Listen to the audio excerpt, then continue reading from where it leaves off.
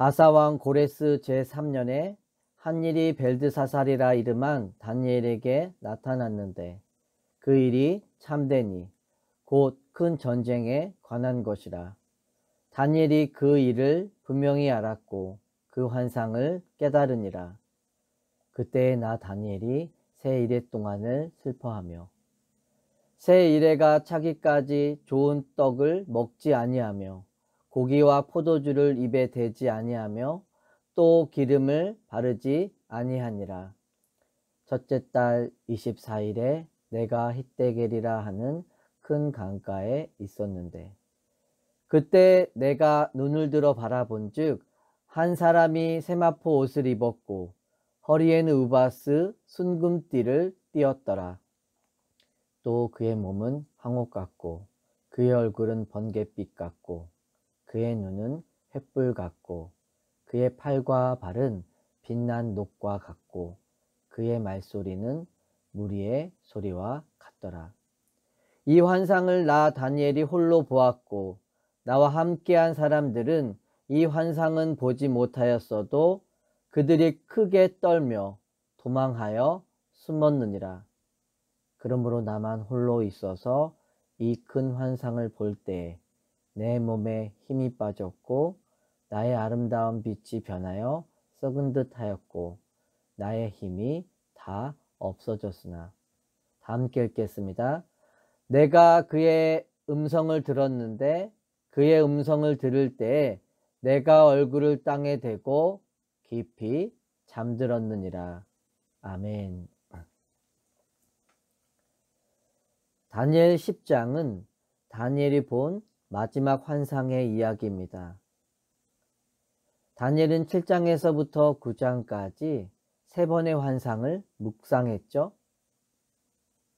우리가 다니엘의 계속되는 환상을 통해 한 가지를 생각해 보게 됩니다. 그는 어떻게 하나님의 환상을 계속 보고 그것에 대한 깨달음도 얻을 수 있었을까? 왜 다니엘에게만 그런 환상이 주어졌을까에 대한 궁금함을 가질 수 있는 것입니다. 그러나 우리는 다니엘의 삶을 통해 그 해답을 찾는 것이 그리 어렵지 않다는 것을 알게 되죠. 예레미야 33장 3절에 보면 너는 내게 부르짖으라. 내가 내게 응답하겠고 내가 알지 못하는 크고 비밀한 일을 내게 보이리라. 여러분, 다니엘은 하나님께 늘 부르짖었던 사람이죠. 삶의 모든 초점이 하나님께만 집중되어 있었습니다. 그가 날마다 하나님을 찾았기에 하나님의 계획과 뜻에 대해서도 깨달을 수 있었던 것이죠. 요엘서 2장 28절에 보면 내가 내 영을 만민에게 부어주리니 자녀들은 장래의 일을 말할 것이며 늙은이는 꿈을 꾸며 젊은이들은 이상을 볼 것이라고 말합니다. 우리의 가정이 하나님께만 집중된 가정, 하나님을 부지런히 찾는 거룩한 습관을 따라 살아갈 수 있기를 소망합니다. 그때 하나님의 임재와 크고 은밀한 일들이 우리의 가정 가운데 부어질 것입니다. 1절을 보시면 오늘 환상에 대한 배경이 소개되고 있습니다. 페르시아 고레스 왕 3년에 환상이 주어진 것이죠. 고레스 왕 3년은 이스라엘 백성들에게 있어서 잊을 수 없는 날입니다.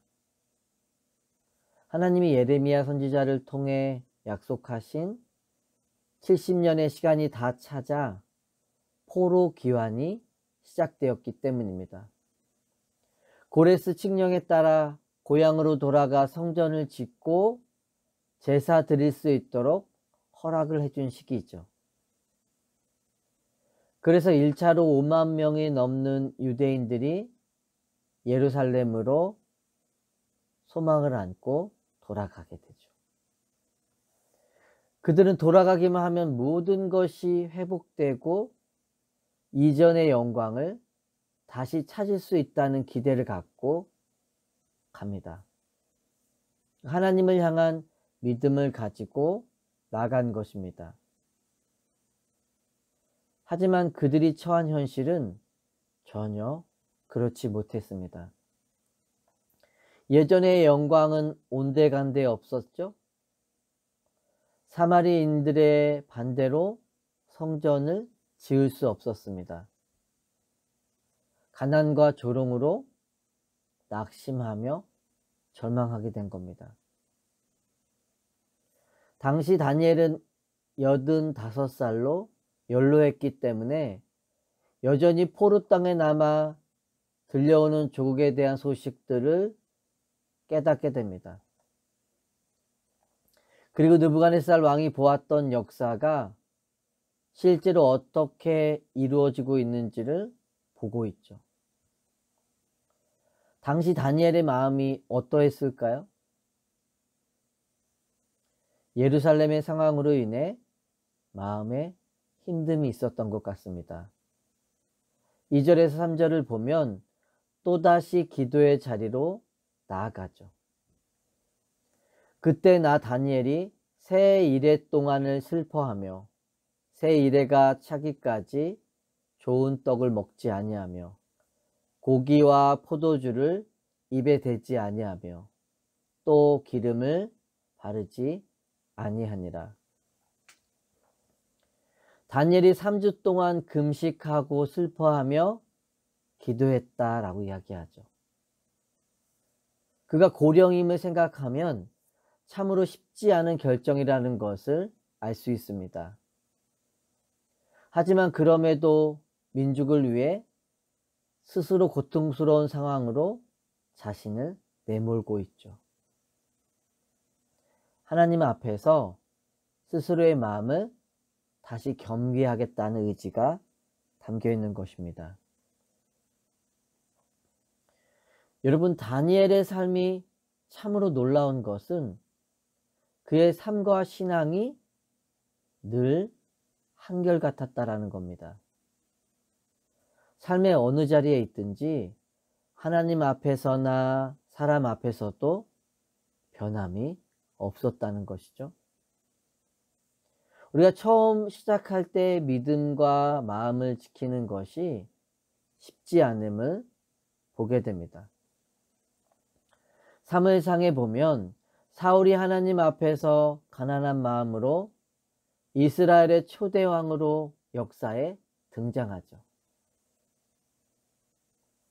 하지만 왕관의 무게를 견디지 못하고 처음 믿음과 마음을 잃어버리게 됩니다. 하나님을 의식하는 자가 아닌 사람을 의식하고 내 자리만을 지키려다 아쉬운 결말로 끝나버리는 거죠. 그러나 다니엘은 처음 마음을 가지고 하나님을 변함없이 섬겼다라는 것이죠. 삶의 위치보다 더 중요한 것이 그 안에 있는 마음임을 깨닫게 됩니다. 우리도 처음 주셨던 마음을 잘 지키지 못하고 살아가고 있음을 깨닫게 되는 순간들이 있죠. 그래서 우리는 과거의 신앙과 은혜만을 추억하며 살아갈 때가 있습니다. 하나님을 향한 내 믿음과 마음이 현재 진행형이 아니라 과거형에만 머물러 있는 거죠. 우리가 날마다 동일한 은혜를 주신 하나님께 동일한 믿음의 고백을 담아 살아갈 수 있기를 소망합니다. 자, 4절부터는 환상을 보는 과정에 대해 설명해 주고 있습니다. 다니엘은 hit데겔, 즉 티그리스 강에 서 있죠. 그 당시의 문화 가운데 기도하기 위해 강에 가서 손을 씻고 정결하게 하는 의식이 있었습니다. 다니엘은 그 기도의 자리에서 한 사람을 보게 되죠. 이전에는 다니엘이 기도하자마자 하나님이 즉각적으로 응답하시고 가브리엘 천사를 보내셨는데, 이번에는 21일 동안 기도해도 아무런 응답이 없었죠.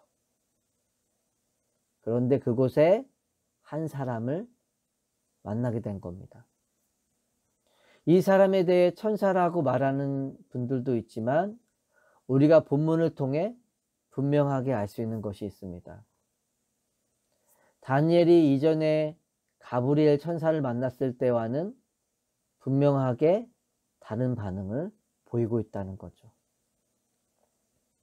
성경에 보면 다니엘과 같이 강가에서 환상을 본 사람이 있습니다.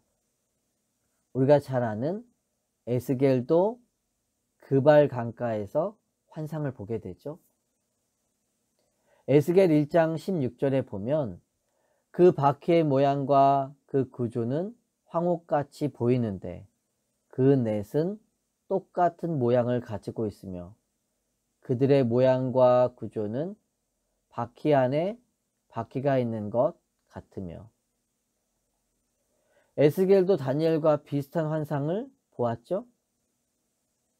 이런 형상을 볼 때 그리스도의 형상이라고 많이들 해석하고 있습니다.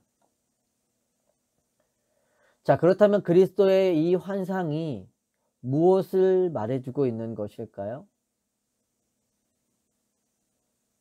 역사 속에서 세상의 강력한 열왕이 계속 등장하지만 여전히 세상을 다스리시는 분은 하나님이라는 거죠. 이 세상이 보이는 것에 움직이는 것이 아니라 보이지 않는 하나님 역사의 손길이 있음을 깨닫게 해줍니다. 그래서 현실에 보이는 것들이 나를 두렵게 하기도 하지만 그것이 전부가 아님을 우리는 알고 있죠.